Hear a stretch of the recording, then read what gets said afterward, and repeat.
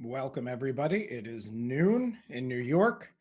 I know not noon on the West Coast, so I thank you. Good morning to you guys joining us from the West Coast. It's Justin. Really excited today about what our insider event. It is our great guide, Mandy Edgecombe, who is taking us around her home city, Jersey City. Well, actually, she's from Chicago, but she's lived in Jersey City for a long time.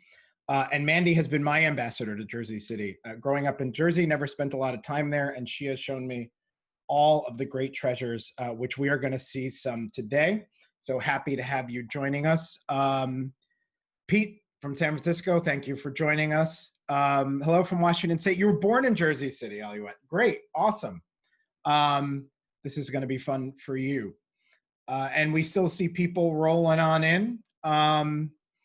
So as normal, again, this is a virtual tour, so Mandy is down on the ground in Jersey City. She will be using Carrie from Aurora. Welcome again.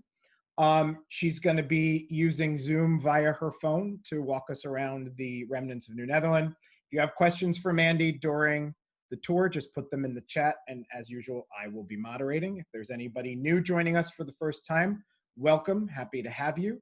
Hope you enjoy. Mandy, are you with us? Hi, Mark from Boston. Here comes Mandy.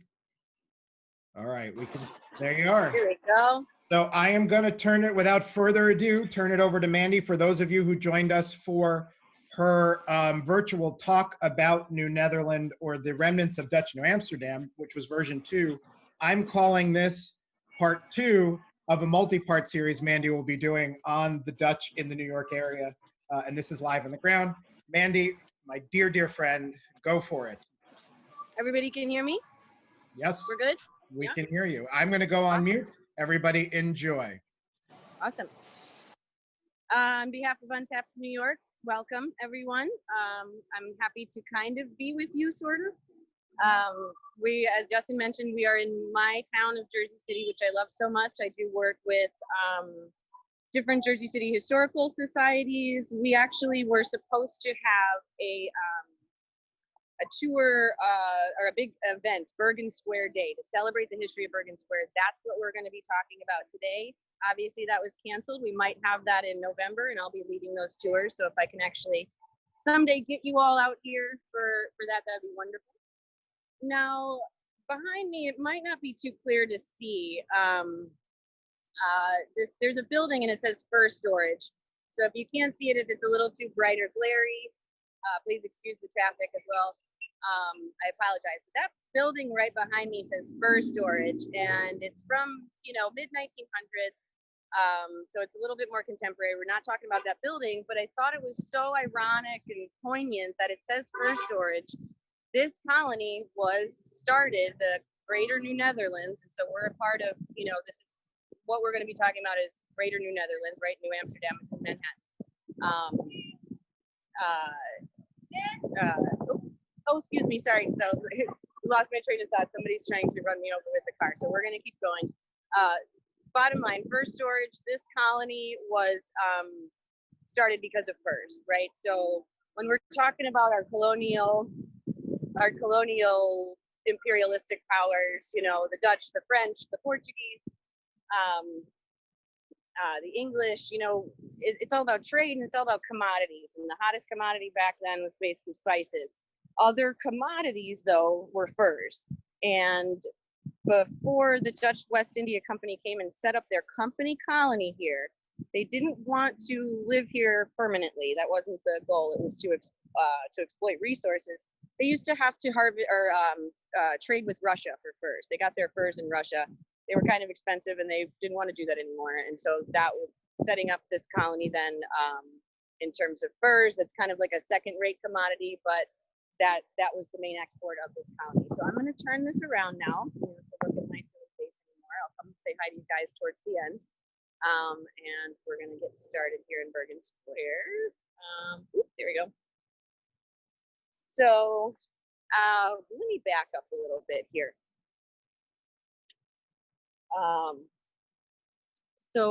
Let's see here. See this corner of this building right here? This corner of this building starts Bergen Square. So Bergen Square was laid out by surveyor-general Jacques Cortelyou. We mentioned him in our last talk. He was Peter Stuyvesant's surveyor-general. Peter Stuyvesant was the last director general of New Netherlands, and he was the director general when the township of Bergen was set up. We are essentially in the town of Bergen. And so what we're looking at right now is a school. Now get ready, okay? This is the oldest continuous site of a schoolhouse in North America, and it's in Jersey City. There are so many surprising amounts of colonial remnants and colonial history here, and it's so often overlooked. Jersey City kind of has, it has very much parallel history to New York in many ways, but it's really truly its own history, and it's essentially kind of a small town, if you will. Change doesn't happen here very quickly, basically every 50, 60 years. And what kind of change we're in right now is basically the second Gilded Age, because there's a lot of things being built all over the place, but including Jersey City. So as we're coming along here, we're getting into the true land plots of Bergen Square. The city of Jersey City will never build buildings in these land plots. I'm going to continue to go around the square with you.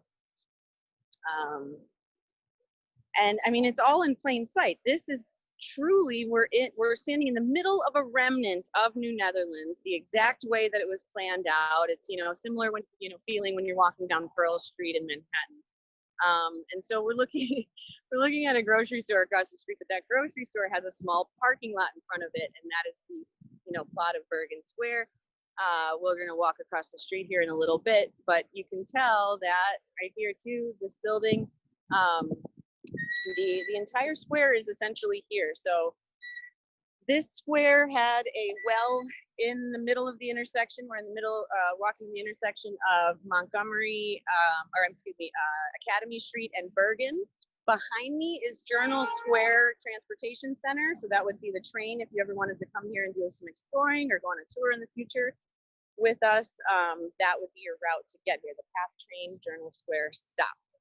So before I leave the school, essentially so we're at the oldest continuous site of a schoolhouse in the United States. Now, if you're going to go on, quick Google search, you're going to come up with lists that are like the oldest schools, and the oldest schools have been in different sites and different buildings. This is all about a site. So there's been 6 different schools here. The first school here was Columbia Academy. Columbia Academy was a school. There was church services in there. There were, political meetings, township meetings, usually buildings like that. Probably the only large building in the colony, and they're in this actual town at the time. Everything was held in it. So after Columbia Academy, there were several different schools that had burned down or been demolished over time. And so this is the 6th. This is MLK Elementary School, and it's the 6th school on this site. So we're going to come around here, and we're going towards the apple tree house.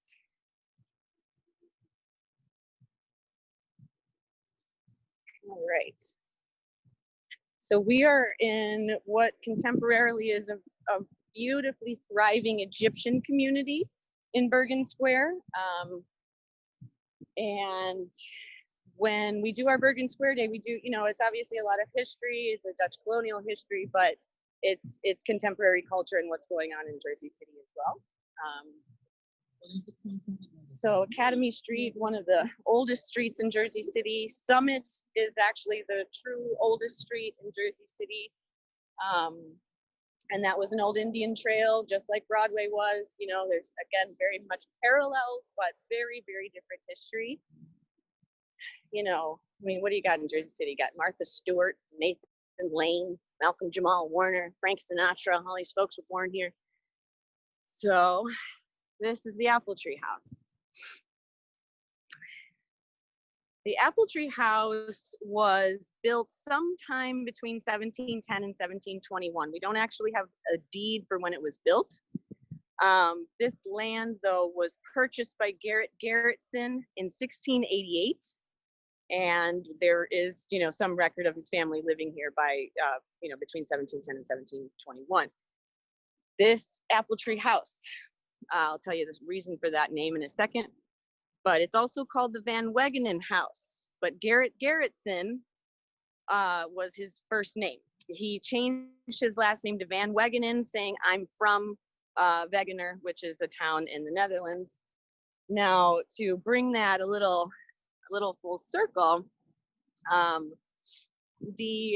would often happen. So you would come here, let's say you were an indentured servant coming from the Netherlands, and you know, you were able to finish your indenture, set up your own business, you know, your family got successful after a few generations. You wanted to change your name to show that where you're from, and you would want, I'm so sorry. So excuse me,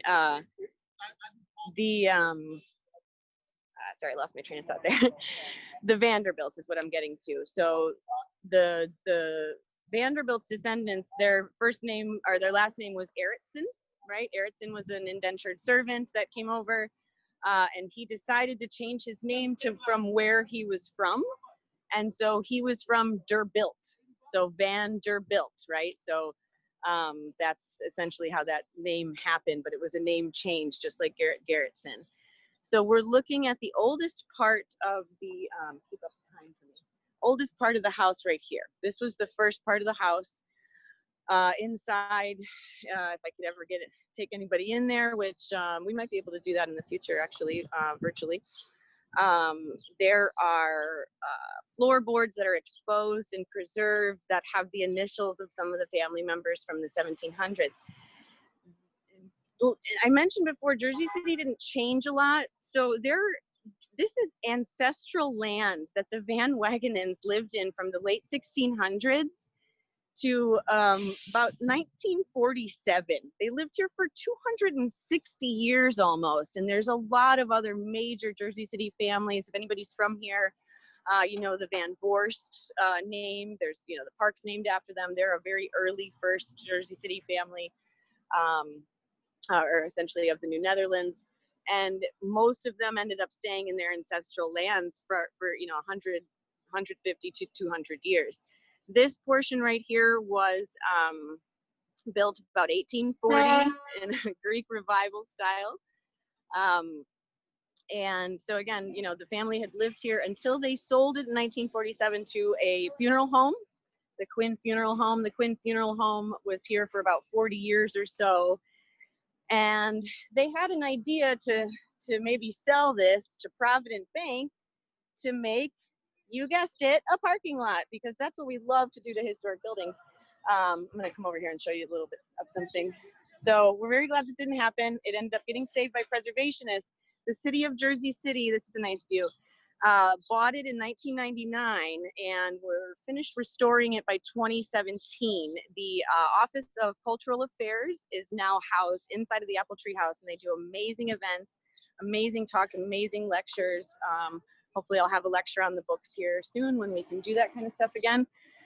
I'm coming over here to show you something interesting though, and it's a little bit separate, but this is a gas lamp.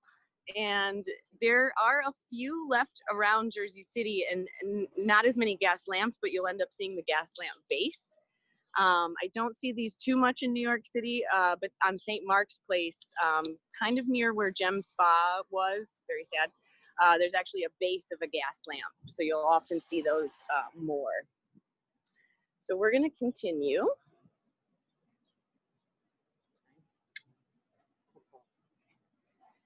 So we're going to continue on here. So, you know, the township of Bergen, another similarity to New York, you know, we have, you know, our 5 boroughs, and those 5 boroughs were essentially consolidated by 1898. You had many different cities, towns, neighborhoods in Jersey City that ended up kind of getting annexed. So Jersey City itself was essentially where Paulus Hook is today, just the downtown waterfront part, 1804 officially. And from then on, Jersey City would annex different parts, you know, of this area. So Pavonia, if anybody's familiar with that, that was its own town. Harrismith Cove is the name of a light rail stop in a neighborhood that was its essentially its own town. Hudson City was near where Jersey City Heights is, and so those were all essentially annexed. We're back in Bergen Square, and Bergen Square was inside of a larger square, a stockade that was built in response to native skirmishes. So 1630s, you had some farms here out in the water. The Van Voorst family had a farm essentially at Communipaw Cove, if anybody's familiar with this area. That's kind of close to Pavonia, it's on the water. But if native skirmishes happened, the director generals and leaders of the colony would have all of these folks that were in the outlying greater New Netherland area move back into the fort for safety. So eventually they would end up coming back to their outlying farmlands when it was safe and rebuild their farm. So that's what happened here after the Peach War. 1655 was the Peach War. We talked about that in my last talk. I'm not going to go into it too much, but before I do, actually, here's what I got to show you. This is totally off topic. See this? That's a parking garage. That is the first multi-layered car parking garage in the United States. Sorry about that noise. Aren't you guys so excited that you now know this? It's amazing. So I'm going to span back around to Bergen Square just a little bit and kind of finish that story. You see some tall towers in the background. That's indicative of a lot of the building that's happening. So we're kind of looking at the other end of Bergen Square.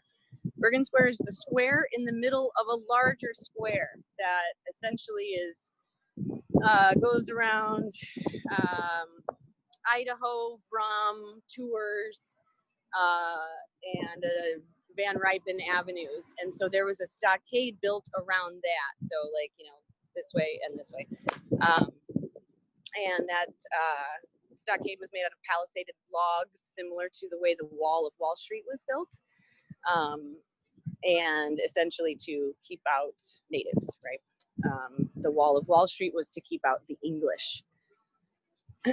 So we're on our way to, we're gonna be kind of wrapping up in a cemetery that was associated with the first church, the Dutch Reformed Church, that was built in the 1670s here. Now,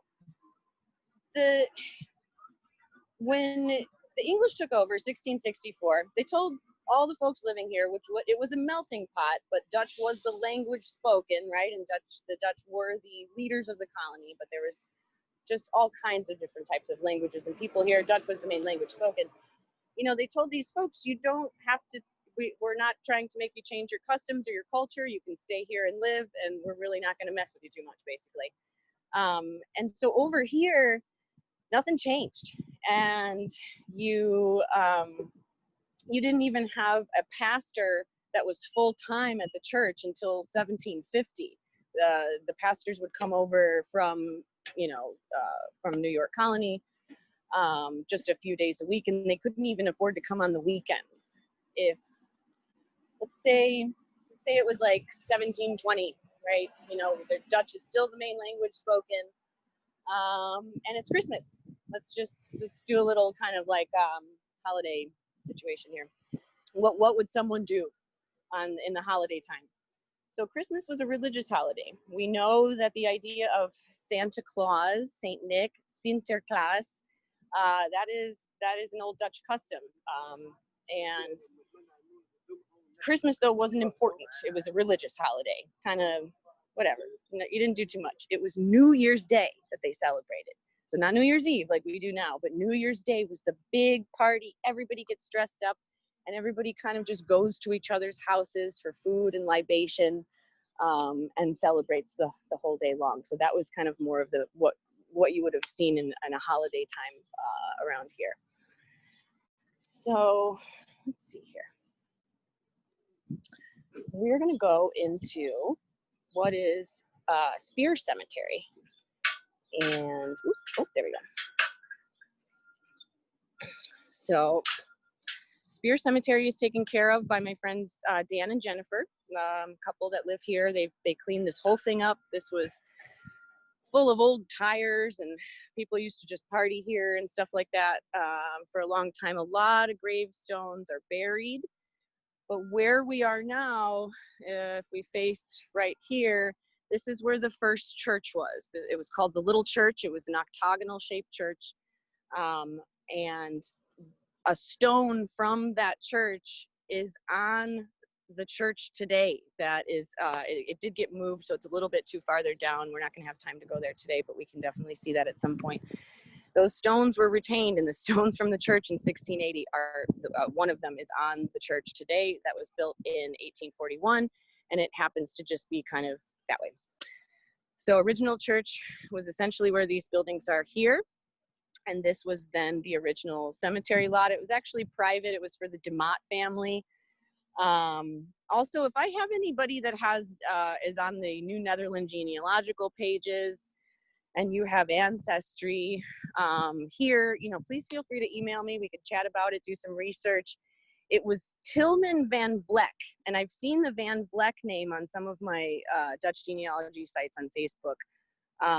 And so if anybody has any history with Van Vleck,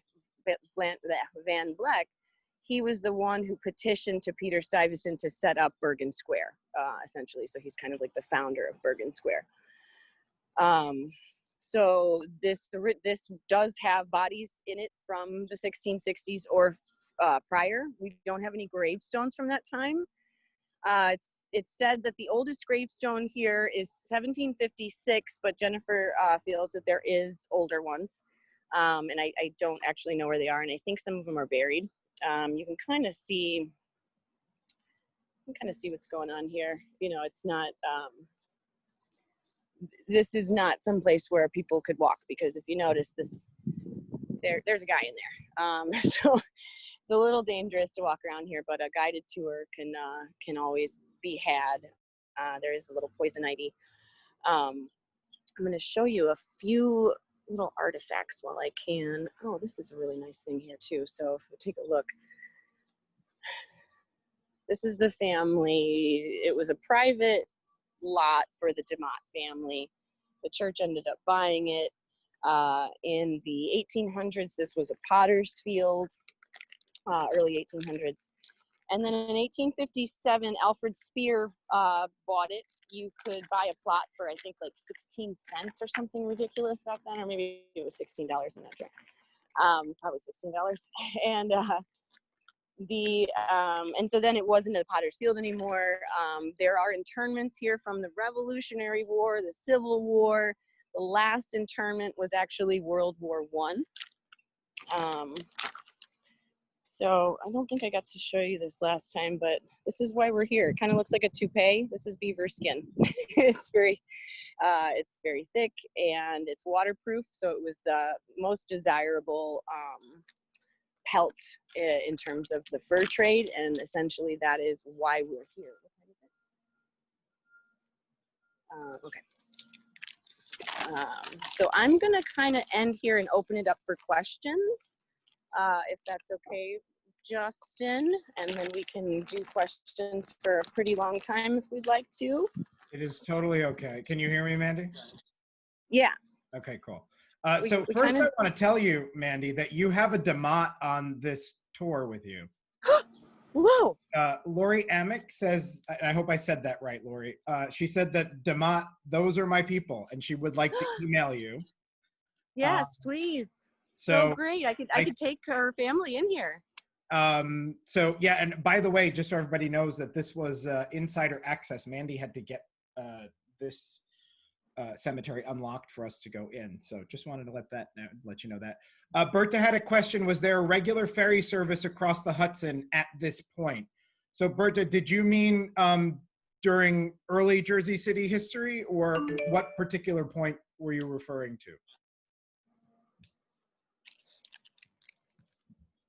She may mean colonial. We'll let her sound off on that, but You could generally talk about ferry service, Mandy, if you'd like. Jan Janssen ran the ferry from Communipaw over to Manhattan. There was a little blurb with it because he wasn't running it enough, and then he got pissed off that people were taking their own boats over and not paying him to take them over. So he had to make an agreement with his directors, and then he had actually like a set schedule. This in 1660s. So by 1660s, 3 days a week, you could take a ferry over if the weather was okay. Right. And let me mention something too, though. I kind of said it before. Jersey City's history kind of goes to 1630, actually, because that's when the first families were on the shoreline. Bergen wasn't a thing. This was native maize land. And so this was a little bit later on in the colony, but there were families here early on. Those homes all got destroyed in different native skirmishes, though. Great. Yeah, and she did mean early. She was asking how the ministers were coming over. And so by 1680, yeah, there was definitely a ferry, and they would only come like 1 or 2 days a week on the weekdays, and so there was ferries for that. Cool. Seth put a link into the original footprint of the palisade of Bergen Square, still visible today in the streets of Jersey City. We have a question. Mandy, can you give us some background on the Egyptian community now?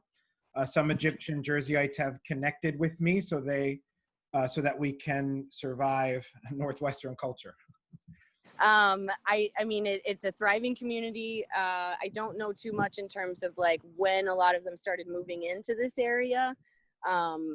But there's a lot of Egyptian current culture that is incorporated into Bergen Square Day that we usually do. Obviously, we couldn't in terms of giving talks, and all the businesses here have their booths outside and selling their wares and talking to folks and things like that. I'm not too sure when this actually established as an Egyptian community, though, but I can find that out. When is Bergen Square Day?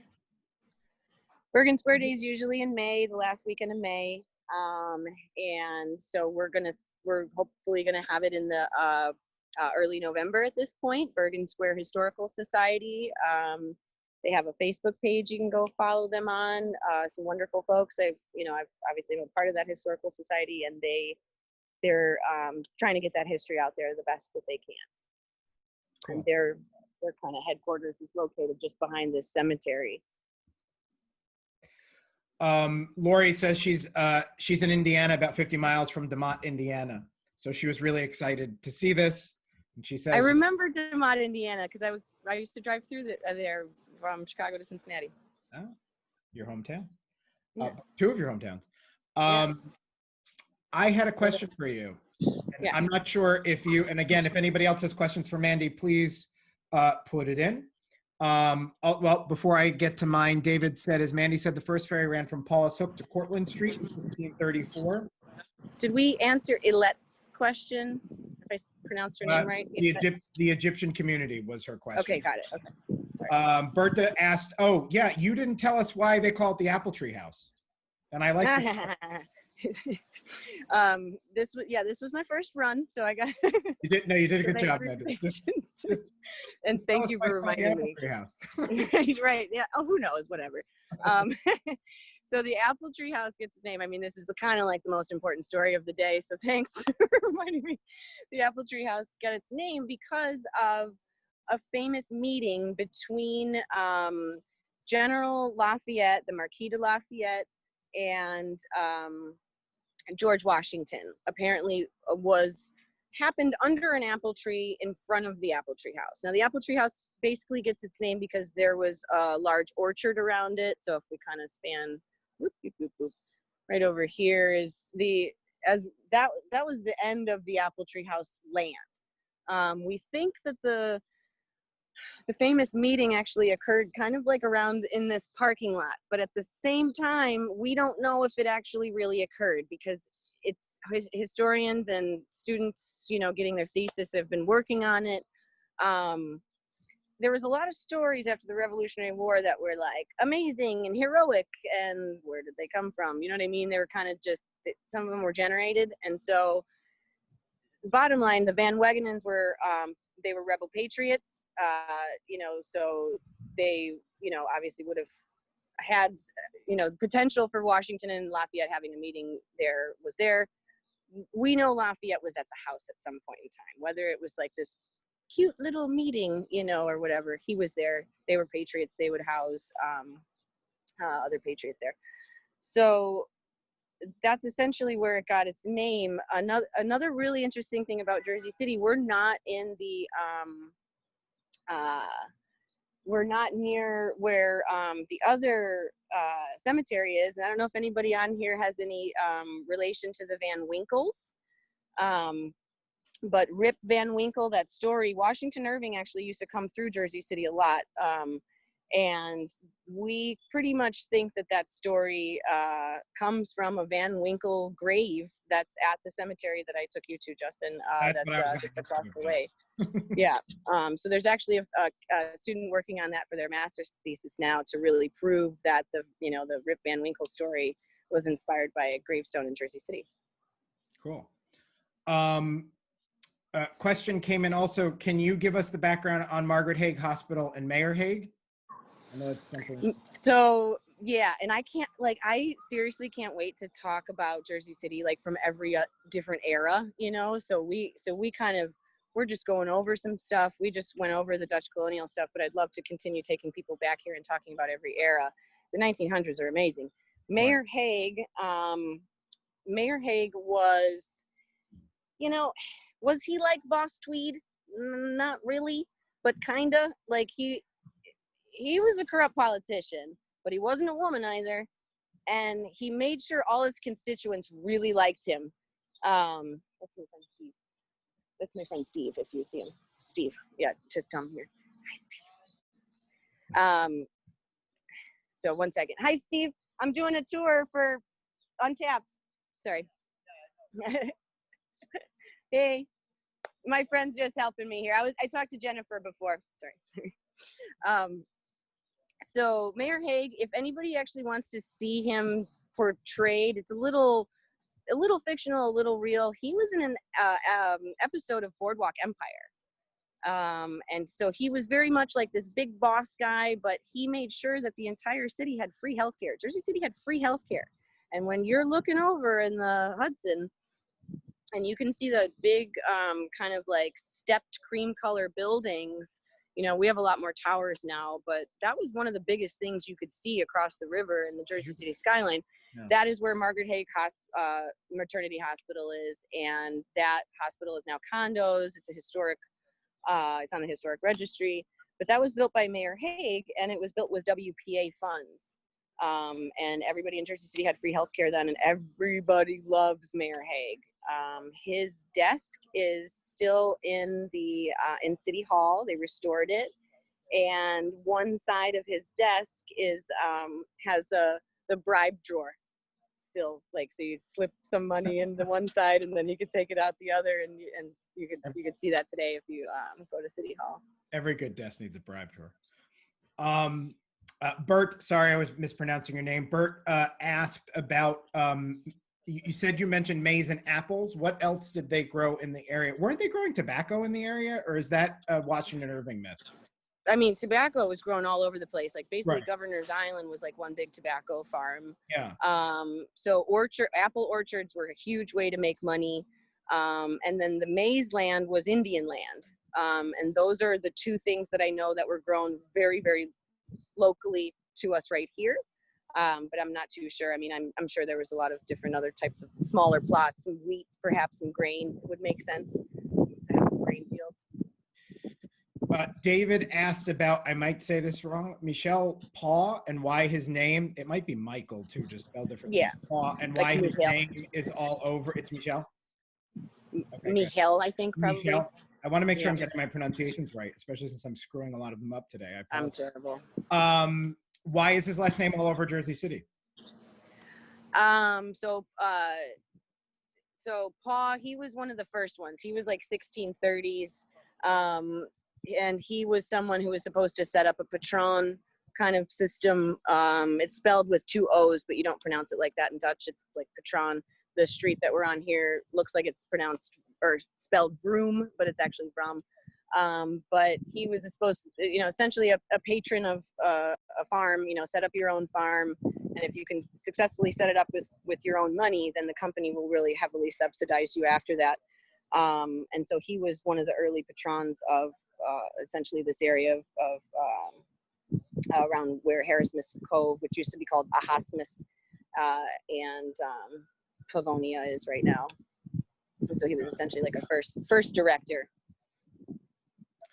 Great. Okay. David said Hague was also the driving force behind the world's first superhighway, the Pulaski Skyway.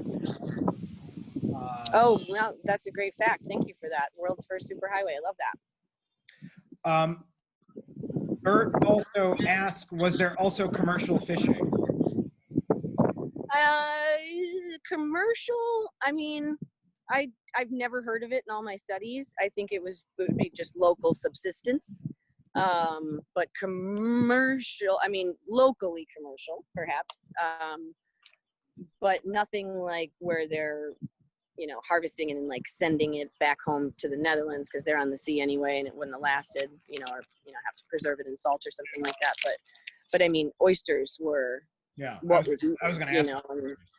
The Dutch had to, they learned a lot from the natives and how to harvest them, how to cook them, and a lot of Dutch recipes that would have incorporated different types of things, in the Netherlands ended up being switched to have oysters in them. So like the oyster pasty cannon, the pasty word, pastier, is like pie, but it's actually I did my research on it.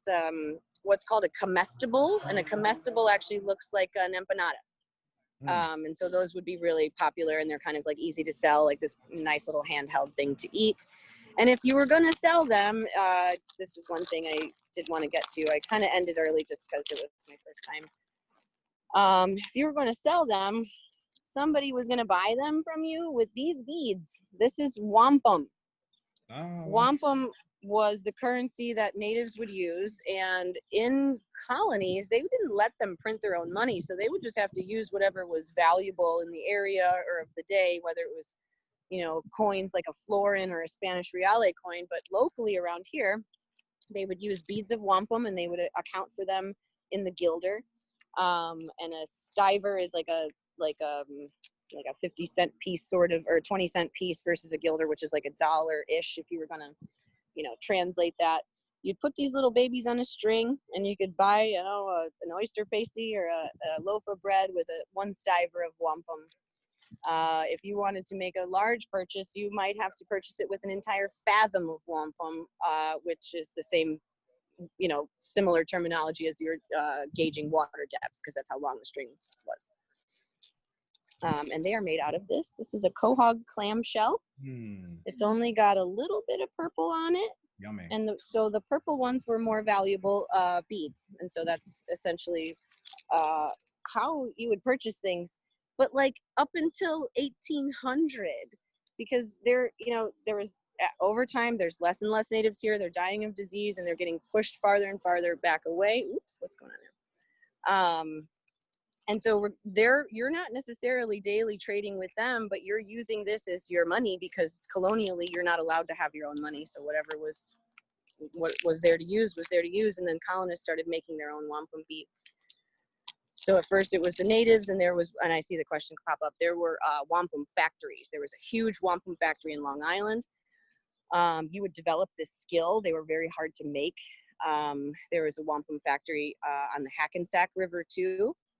My hometown. And then the colonists had to learn how to start making them for themselves eventually, when there was less natives to trade with. Up in New England, the Wampanoag tribe still makes this absolutely gorgeous wampum jewelry, which is actually very expensive. And they do the beads in different shapes, and necklaces and bracelets. But I was talking to a wampum jewelry artist, and she said, basically you really have to cover yourself from head to toe, because it's very toxic. Oh, wow. When you grind down the shell, which I'm not sure why. Oh, yeah. It must just interfere with your lungs. There has to be particular. Toxic, but I assume they're just calcium. Any other questions for Mandy? Of course, you're always a wonderful well font of knowledge on all of these things. So, okay, David Koning, or Kerning, I think it's probably pronounced in, if it's a German last name, there should be an umlaut over it. I don't know. I'm just being silly, thinking I'm all smart linguistically. But yeah, so the Pavonia thing. So when his question was, didn't Paw change his name to Pavonia essentially? So yes, because Paw meant peacock and Pavonia was peacock in Latin. And so once you became educated, you wanted, like, the thing to do was to change your name to the Latinized version of your name. And so that was a hot thing to do. So Peter Stuyvesant called himself Petrus Stuyvesant because he was educated, learned Latin, Latinized his name. So very similar. I actually just was reading something and it's a word that we don't hear very often, but it still can be used today. But to call someone Pavonine, I'm sure plenty of people have heard this, is that they're kind of showing their peacock feathers, right? And but it's like a term, to use. I'm like, I need to use that in a sentence, Very Pavonine behavior, That's really interesting. I did not know that about Pavonia. I had no idea. Yeah. And that's kind of early on. One of the last stories that I'll leave you with is the Van Voorst. So if you're all from here, you know about Van Voorst Park. It's actually downtown Grove Street area. It's a lovely place to go have a dinner picnic right now. Get some carry out and have a dinner picnic there. The Van Voorsts, again, just like the Van Ripens, the Van Wagenens, the Tours family, Tours, they have a lot to do with the Revolutionary War. We could do a Rev War talk tour Jersey City next time if you want to. They all essentially lived in their, the Van Voorsts too. They lived on their ancestral homelands for years and years. But so Van Voorst, he's friends with Wouter van Twiller, and he's the third director general of New Netherland, and they go over on a ferry to essentially Communipaw Cove, Pavonia kind of area, and they have a big party because the Van Voorst just built their house. And the partying, and at the end of the night, Van Twiller and his secretary, Tienhoven, they left to go, and the Van Voorst wanted to blow off their cannon in celebration in honor of this big party. And when they did that, a couple of little embers went on their thatched roof made of reeds and burned their brand new house down to the ground. As the director general was watching it from the from the water. So whoopsie doopsies. Watch out for those embers. Pete asked, what street is the cemetery on? We're on Vroom. So Bergen and Vroom, or Vroom if you're reading it on a map. Okay. And yes, you're getting requests for a Revolutionary and City Hall tour. Okay. And I don't know. I don't know when I can go in City Hall and talk, but I mean, that's all right. We'll be doing these in perpetuity. So whenever everything opens up again, we can do a lot of Jersey City stuff in the future. Yep. Any other questions for Mandy before we let her go? As usual, Mandy, just absolutely a ton of fun. Thank you very much. Yay! Awesome. It all looked good. Please thank Paul for coming. Thanks everyone for joining. Thanks. I wish I could see you all, but I can't. And we will see you soon. So I think we'll do part 2 of your talk, or part 3 in July. We'll schedule you for more of Dutch New Amsterdam talk. We'll call that one part 2. This will be the Jersey City Netherland. Okay, so we'll call this part series 1 or whatever. But I definitely want to kind of provide for everybody what we missed on the first talk, and I've rewatched it and took my notes. So I want to go over everything that I didn't get a chance to talk about before and more. But I think we're going to be focusing more on New Amsterdam with those talks. But yeah. Well, we will look forward to it. And everybody, have a good day. Mandy, have a great day. And thank you for joining us. Tomorrow at 5 p.m., Jillian Courtney is leading the LGBTQ pub crawl, which is going to basically be the history of some of the foundational pubs in Manhattan during the gay rights movement. And also we'll have a couple of trivia questions and some fun. So that's at 5 p.m. tomorrow. And then next week, we have a whole lineup of programming, which includes, I think I'm back on Wednesday doing a Secrets of Financial District talk. We have a book talk. We Came Here to Shine, 1939 World's Fair with Susie Shaw. And the hits just keep coming. So thank you very much, Mandy. You're getting rave reviews as always. Thank you. Especially from those who grew up in Bergen County, like me. I was born in Hackensack, though, a whole different town. Speaking of that, Bergen County is what this used to be called. And so most of our artifacts are held by the Bergen County Historical Society because Hudson County came later. So Yeah. that's also a great place to visit when you can, too, because there's actually Jersey City artifacts there. Oh, Bergen. Okay, I'm done. All right. Bye, Mandy. Bye, Have guys. a good Thank day, you. everybody. Have a great Enjoy. day.